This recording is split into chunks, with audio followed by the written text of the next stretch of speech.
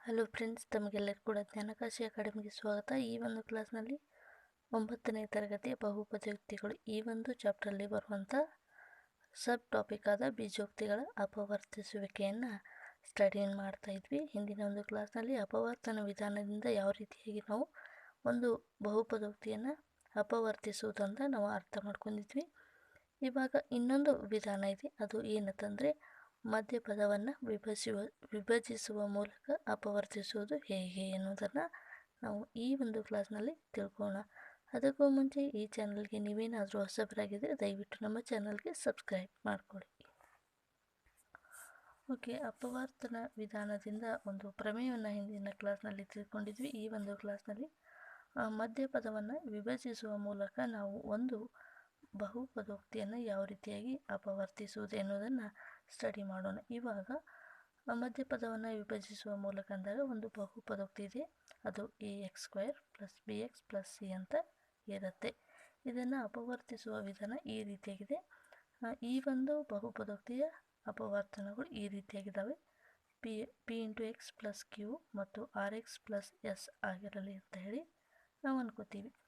ಇವಾಗ ax² + bx + c ಇದು ಒಂದು ಬಹುಪದೋಕ್ತಿ ಆಗಿದ್ದರೆ ಈ ಎರಡು ಅಪವರ್ತನಗಳನ್ನು ಗುಣಿಸಿದಾಗ ಏನು ಬರುತ್ತೆ, ಈ ಒಂದು ಬಹುಪದೋಕ್ತಿ ಬರ್ತಾ ಇದೆ. ಹಾಗಾಗಿ ಎರಡು ಅಪವರ್ತನಗಳನ್ನು ಗುಣಿಸಬೇಕು. ಇವಾಗ ಗುಣಿಸಿದಾಗ ನಮಗೆ ಮಧ್ಯಮ ಸಂಖ್ಯೆಗಳ ಮೊತ್ತ ಮತ್ತು ಅಂತಿಮ ಸಂಖ್ಯೆಗಳ ಗುಣಲಬ್ಧ ಎರಡು ಕೂಡ ಏನಾಗಿರಬೇಕು, ಒಂದೇ ಆಗಿರಬೇಕು. ಹಾಗಾಗಿ ಇಲ್ಲಿ x² ಸಹಗುಣಕ, x² ಕೋಎಫಿಷಿಯೆಂಟ್ ಏನಾಗಿರುತ್ತೆ, pr ಆಗಿರುತ್ತೆ.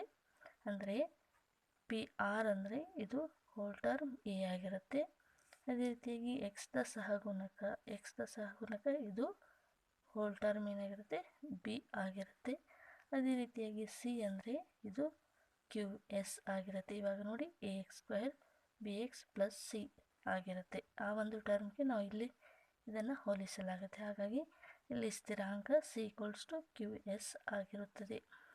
b ಯು ps ಮತ್ತು qrಗಳ ಎಂಬ ಎರಡು ಸಂಖ್ಯೆಗಳ ಮೊತ್ತವಾಗಿದೆ. b ಎನ್ನುವಂಥದ್ದು ಏನಿದೆ, ps ಮತ್ತು qr ಎರಡು ಸಂಖ್ಯೆಗಳ ಮೊತ್ತ ಆಗಿದೆ ಅಂತ ಇಲ್ಲಿ ನಾವು ಹೇಳ್ತಾ ಇದ್ದೀವಿ. ಅದೇ ರೀತಿಯಾಗಿ ps ಮತ್ತು qrಗಳ ಗುಣಲಬ್ಧ ಏನಾಗಿರುತ್ತೆ, ಅದು ac ಆಗಿದೆ ಅಂತ ನಾವು ಇಲ್ಲಿ ಹೇಳ್ಬೋದು.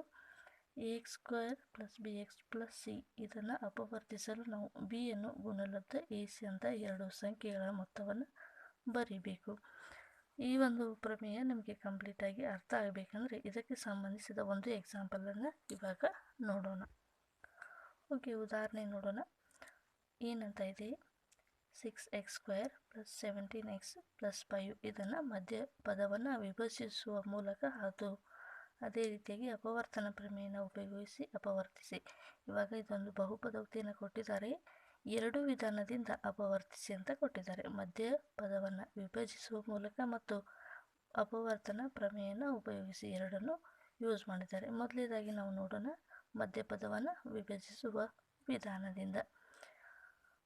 ಮಧ್ಯಪದವನ್ನು ವಿಭಜಿಸುವ ವಿಧಾನ ಅಂದರೆ ಎರಡು ಸಂಖ್ಯೆಗಳ ಮೊತ್ತ ಏನಾಗಿರಬೇಕು, 17 ಆಗಿರಬೇಕು. ಅದೇ ರೀತಿಯಾಗಿ ಅಂತಿಮ ಪದಗಳ ಗುಣಲಬ್ಧ 30ಕ್ಕೆ ಸಮಾನಾಗಿರಬೇಕು. ಆ ರೀತಿಯಾಗಿ ಈ ಮಧ್ಯಮ ಸಂಖ್ಯೆಯನ್ನು ನಾವು ಏನು ಮಾಡ್ಕೋಬೇಕು, a + b ಅಥವಾ ಇಲ್ಲಿ a + b ಅಂತ ನಾವು ಇಲ್ಲಿ ಫ್ಯಾಕ್ಟರೈಸೇಷನ್ ಮಾಡ್ಕೋಬೇಕು. ಓಕೆ, ಇವಾಗ ಯಾವ ರೀತಿ ಅಂತ ನೋಡೋಣ.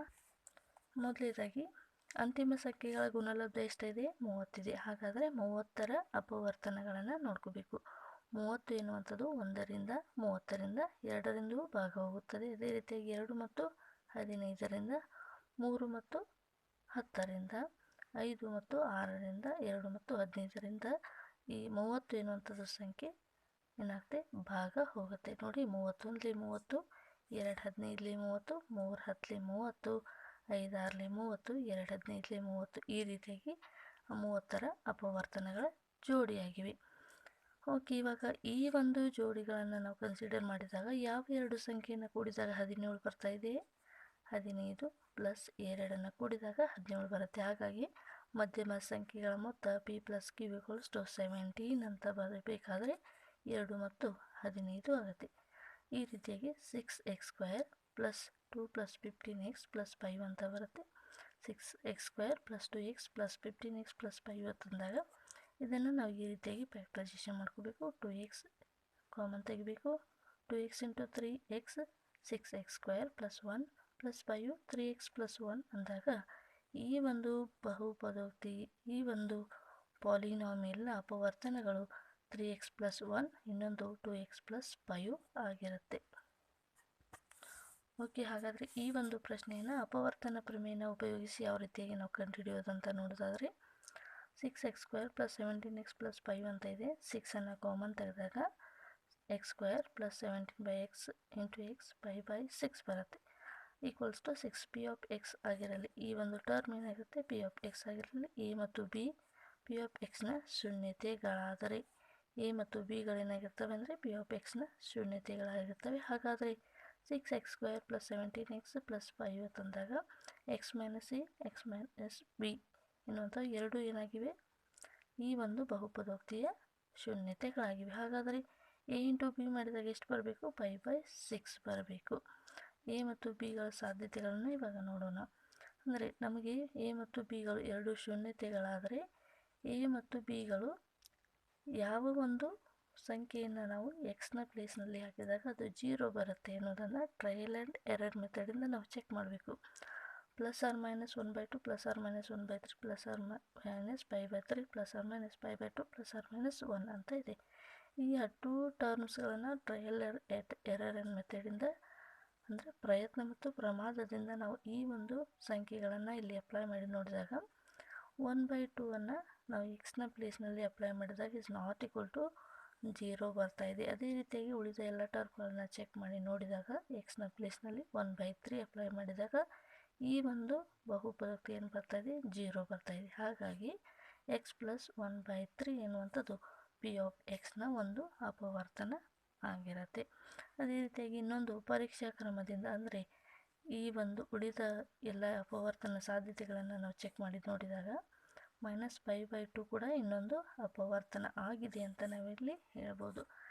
ಈ ಒಂದು ಎರಡು ಅಪವರ್ತನಗಳು ನಮಗೆ ಸಿಕ್ಕಾಗ ಟ್ರೈಲರ್ ಮೆಥಡಿಂದ ಎರಡು ಶೂನ್ಯತೆಗಳು ನಮಗೆ ಸಿಗುತ್ತೆ. ಈಗ ಈ ಎರಡು ಶೂನ್ಯತೆಗಳನ್ನು x - a x - b ಅಂತ ತೆಗೆದುಕೊಂಡಾಗ 6 × x + 1/3 × x + 5/2 ಅಂತ ತೆಗೆದುಕೊತೀವಿ. ಹೋಗಿ ಈ ಒಂದು ಟರ್ಮನ್ನು 3 × x 3x + 1 2 × x 2x + 5 / 2 ತಂದಾಗ 3 1s 3 2s ಅಥವಾ ಇಲ್ಲಿ ನೋಡಿ 3 2 6 ಈ 6 2 ಕೂಡ ಕ್ಯಾನ್ಸಲ್ ಆಗುತ್ತೆ. 3x + 1 2x + 5 ಅನ್ನುವಂಥದ್ದು ಅಪವರ್ತನ ವಿಧಾನದಿಂದ ಈ ಒಂದು ಅಪವರ್ತನ ಪ್ರಮೇಯನ ಯೂಸ್ ಮಾಡಿ ಈ ರೀತಿಯಾಗಿ ಕೂಡ ನಾವು ಒಂದು ಬಹುಪದೋಕ್ತಿಯ ಅಪವರ್ತನಗಳನ್ನು ಕಂಡು ಹಿಡಿಯಬಹುದು. ಉಳಿದ ಒಂದು ಎಕ್ಸಾಂಪಲ್ಗಳನ್ನು ಮುಂದಿನ ಒಂದು ಕ್ಲಾಸ್ನಲ್ಲಿ ಡಿಸ್ಕಸ್ ಮಾಡೋಣ. ಅಲ್ಲಿವರೆಗೆ ನಮ್ಮ ಚಾನಲ್ ವೀಕ್ಷಣೆ ಮಾಡ್ತಾಯಿರಿ. Thank you so much.